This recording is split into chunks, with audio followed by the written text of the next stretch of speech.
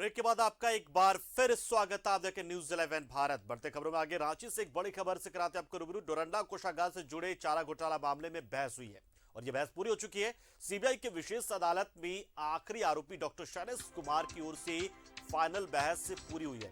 CBI की विशेष अदालत ने फैसला हालांकि सुरक्षित रख लिया है। 15 फरवरी को इस मामले में फैसला सुनाया जाएगा। बिहार के पूर्व मुख्यमंत्री और आरजेडी सुप्रीमो लालू प्रसाद यादव समेत 102 आरोपियों की इससे मुश्किलें बढ़ सकती हैं। डोरंडा कोषागार से 140 करोड़ की अवैध निकासी हुई थी और इसमें 102 लोग जो है वो आरोपी बनाए गए और इस मामले में अब बहस पूरी हो चुकी है और अब बस इंतजार है फैसले का। 15 फरवरी को इस पर फैसला आ सकता है। और दीपक उरांव इस खबर पर और दीपक से इस खबर पर पूरी जानकारी लेते हैं। दीपक, निश्चित तौर पर एक मुश्किल बढ़ाने वाला फैसला लालू यादव के लिए। फिलहाल तो जमानत पर हैं और स्वास्थ्य लाभ भी ले रहे हैं, चिकित्सा करा रहे हैं, लेकिन इस फैसले से मुश्किलें बढ़ सकती हैं। जिस तरह से बचाव पक्ष के द्वारा निरंतर बहस की जा रही थी, डे टू डे बहस चल रही थी और आज बहस फाइनल कंक्लूड कर ली गई है, यानी कि बहस पूरी तरह से कंप्लीट हो गई है। जो लास्ट जो आरोपी डॉक्टर शैलेंद्र कुमार थे उनकी ओर से बहस की जा रही थी, जिसका आज फाइनल आर्गूमेंट पूरी की गई है। अब इस आज बहस पूरी होने के बाद न्यायालय ने फैसला को सुरक्षित रख लिया है और आगामी 15 फरवरी को फैसले के बिंदु पर सुनवाई के लिए तिथि निर्धारित की है। अब देखना होगा कि 15 तारीख को न्यायालय क्या कुछ फैसला देती है। क्या अगर दोषी ठहराया जाता है, अगर दोषी ठहराया जाता है तो जाहिर सी बात है कि सजा भी होगी और सजा होगी तो जो 102 आरोपी जो ट्रायल पेश कर रहे हैं उनकी परेशानी जाहिर सी बात है कि बढ़ जाएगी। डोरंडा कोषागार का जो मामला है वो 139 करोड़ का अवैध निकासी से जुड़ा यह मामला है, जो चारा घोटाला का सबसे बड़ा मामला है और इस मामले में 102 आरोपी ट्रायल फेस कर रहे हैं। और ये जो मामला है चारा घोटाला का, यह 1990 से 95 के बीच का है और 1995-96 में इसको लेकर सीबीआई के द्वारा केस रजिस्टर्ड किया गया था। उसके बाद जब अनुसंधान आगे बढ़ाई गई तो इसमें कई लोगों का नाम सामने आया जो कि चारा घोटाला में सम्मिलित थे और इसको लेकर चार्जशीट भी न्यायालय में सीबीआई के द्वारा दाखिल की गई है। उसके बाद लगातार जांच हुई और जांच में यह पाया गया कि जो चारा घोटाला जो हुआ है वो किस तरह से हुआ है, क्योंकि इसमें बहुत सारे लोग हैं। आपको अगर जानकारी में बता दें कि ये एक ऐसा मतलब चारा घोटाला का मामला है जिसमें एक कर्मचारी से लेकर के मुख्यमंत्री तक इस मामले में आरोपी बनाए गए हैं। बिल्कुल, यानी कि और इसके अलावा भी जो ट्रांसपोर्टर है या फिर जो अन्य तरह के जो लोग हैं, जो कर्मचारी है, सांसद है, विधायक है, मंत्री है, मुख्यमंत्री है, ये लोग आरोपी बनाए गए हैं। तो इसको लेकर लगातार जो ट्रायल है वो चल रही थी। समझ सकते हैं कि 25 साल पुराना मामला है और 25 साल बाद ये मामला फैसले के नजदीक आ गई है। 15 फरवरी को इस मामले में फैसला सुनाया जाएगा।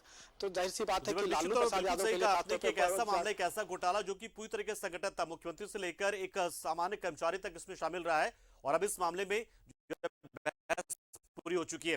क्या बचाव पक्ष ओर से इस पर कुछ दलील दी गई या फिर सजा आपको नई तारीखों को लेकर, या फिर हो सकता है कि बड़े कोर्ट में इसको लेकर कुछ याचिका वगैरह कुछ जानकारी बचाव पक्ष की ओर से? कि ये चारा घोटाला का मामले में लालू प्रसाद यादव के द्वारा कुल 8 गवाह प्रस्तुत किए गए थे बचाव के पक्ष में, जिसकी बयान कोर्ट में दर्ज हो चुकी है। और जो बहस हुई, बहस में लालू प्रसाद यादव के द्वारा जो दलीलें रखी गई खुद के बचाव में, यह कहा गया कि जो केस जो रजिस्टर्ड हुआ है वो लालू प्रसाद यादव के आदेश पर ही हुआ है और जो एक्सटेंशन की बात सीबीआई के द्वारा कही गई है कि एक्सटेंशन जो दिया गया है अधिकारियों को वो पैसे लेकर दी गई है, तो उस पर लालू प्रसाद यादव के द्वारा पक्ष रखा गया है कि जो एक्सटेंशन दी गई है वो एक्सटेंशन पूर्व के सरकार में उसे पारित किया गया था प्रस्ताव को और उसे ही एक कानूनी तौर पे एक्सटेंशन दी गई है। तो इस तरह का दलील रखा गया है लालू प्रसाद यादव के द्वारा। लेकिन देखने वाली बात होगी कि न्यायालय, चूंकि दोनों पक्ष सीबीआई के द्वारा और बचाव पक्ष दोनों के द्वारा न्यायालय में अपनी अपनी दलीलें रखी है और न्यायालय को तय करना है कि आखिर इस मामले में किसका जो पल्ला है वो भारी है और उस मामले उसी के आधार पर न्यायालय फैसला सुनाएगा। चूंकि आपको बता दें कि फैसला जो दीपक सुनाया जाएगा, बहस चूंकि पूरी हो चुकी है, तो इससे लालू प्रसाद यादव की मौजूदा जो हालत अभी, जैसे कि वो अभी बेल पर बाहर है, क्या कोई स्थिति में परिवर्तन आ सकता है? क्या फिर से वापस उन्हें जेल में जाना पड़ सकता है या फिर फिलहाल जो जमानत उनकी चल रही है वो चलते रहेगी? रहा हूँ कि लालू प्रसाद यादव पर ये 4 झारखंड में मुकदमा चल रहा था चारा घोटाला का। जिसमें देवघर, दुमका और चाईबासा कोषागार के मामले में न्यायालय ने फैसला सुना दिया है और उस मामले में लालू प्रसाद यादव को सजा भी हुई है। लेकिन लेकिन न्यायालय से उन्हें राहत भी मिली है। वो फिलहाल जमानत पर है और दिल्ली में भी इलाजरत है।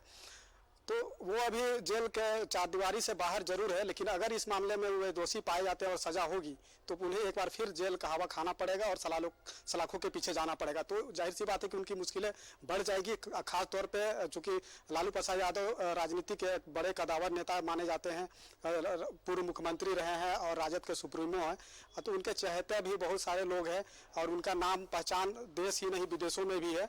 तो सबकी निगाहें उस तिथि को, जो कोर्ट के द्वारा तिथि निर्धारित की गई है, उस तिथि पर सबकी निगाहें होगी कि क्या कुछ फैसला कोर्ट के द्वारा दिया जाएगा, क्या वो दोषी पाए जाएंगे।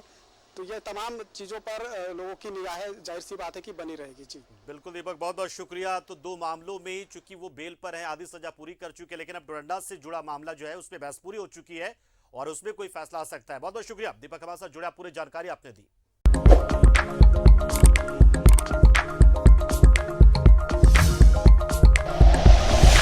Like and share videos, subscribe करें हमारा चैनल और प्रेस करें बेल आइकॉन। न्यूज़ 11 भारत, सच है तो दिखेगा।